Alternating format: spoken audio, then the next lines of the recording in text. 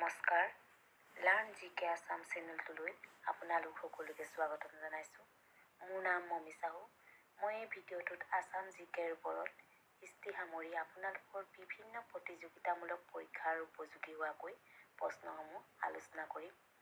ভিডিঅ'টো চাই ভাল পালে চেনেলটো ছাবস্ক্ৰাইব কৰি থ'ব। লগতে ভিডিঅ'টো ভাল লাগিলে বন্ধু বান্ধৱীসকললৈ শ্বেয়াৰ কৰি দিব।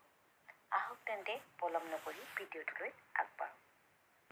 কুৱেশ্যন নম্বৰ 1 অসম বুৰঞ্জীত চিলাৰায় বুলি কাক জনা যায়? A. Malladev, B. Biswasingha, C. Sukladhwaj, D. Raghudev. শুদ্ধ উত্তৰটো হৈছে option number C. Sukladhwaj. Question number 2 উত্তৰ পূৰ্বাঞ্চলৰ অন্যতম শক্তিপীঠ কামাখ্যা মন্দিৰ কোনজন ৰজাৰ ৰাজত্বকালত পুনৰ নিৰ্মাণ কৰা হৈছিল? A. Samudranarayan, B. Naranarayan, C. Lakshminarayan, D. Biswasingha. শুদ্ধ উত্তৰটো হৈছে option number B. Naranarayan. Question number 3 Koch ৰজা নৰনাৰায়ণে কোনজন আহোম ৰজাক নিজৰ কৰ্তলীয়া কৰিছিল? A. Sukaphaa, B. Sudangphaa, C. চুহুংমুং, ডি. চুখামফা। শুদ্ধ উত্তৰটো হৈছে option number D. Sukhamphaa. Question number 4 1885 চনত নৰনাৰায়ণৰ শাসনকালত কোচ ৰাজ্য পৰিদৰ্শন কৰা ব্ৰিটিছ পৰিব্ৰাজকজনৰ নাম কি? A. Alberuni, B. Bhaskar Barman, C. Ralph Fitch, D. হিউৱেনচাং। শুদ্ধ উত্তৰটো হৈছে option number C. Ralph Fitch. Question number 5 কিমান খ্ৰীষ্টাব্দত কোচ ৰাজ্য প্ৰতিষ্ঠা কৰিছিল?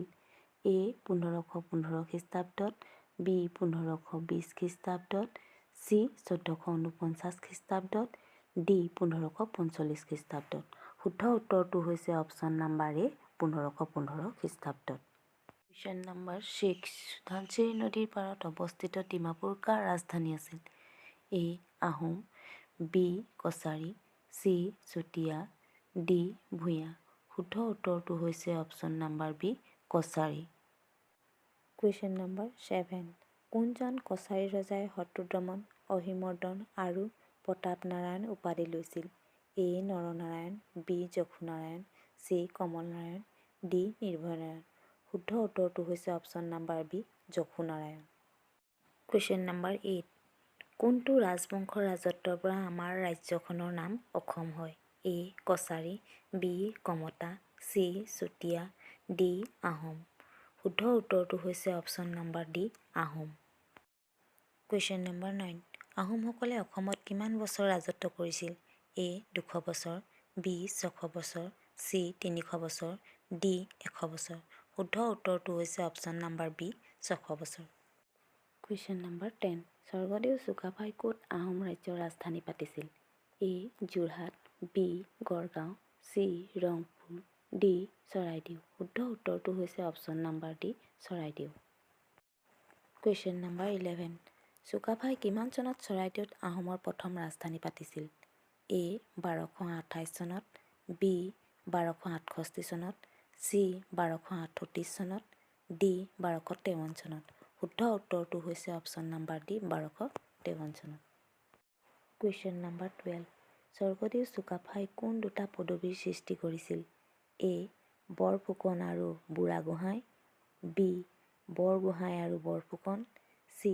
বুঢ়াগোহাঁই আৰু বৰগোহাঁই, ডি. বুঢ়াগোহাঁই আৰু বৰপাত্ৰ গোহাঁই। শুদ্ধ উত্তৰটো হৈছে অপশ্যন নম্বৰ চি.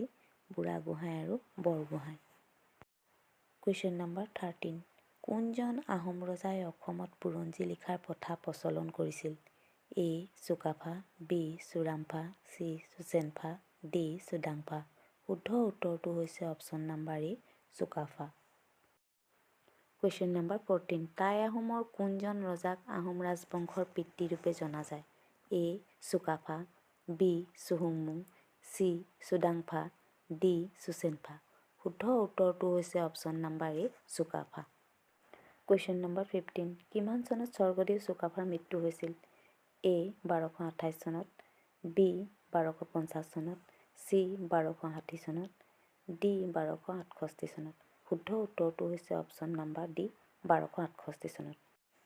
আজিৰ ভিডিঅ'টো ইমানেই। আকৌ এটা নতুন ভিডিঅ'ত পুনৰ লগ পাম। আশা কৰোঁ আপোনালোকে ভিডিঅ'টো ভাল পাব। যদিহে ভাল পায় তেন্তে লাইক, কমেণ্ট আৰু শ্বেয়াৰ কৰিবলৈ নাপাহৰিব। জয় আই অসম।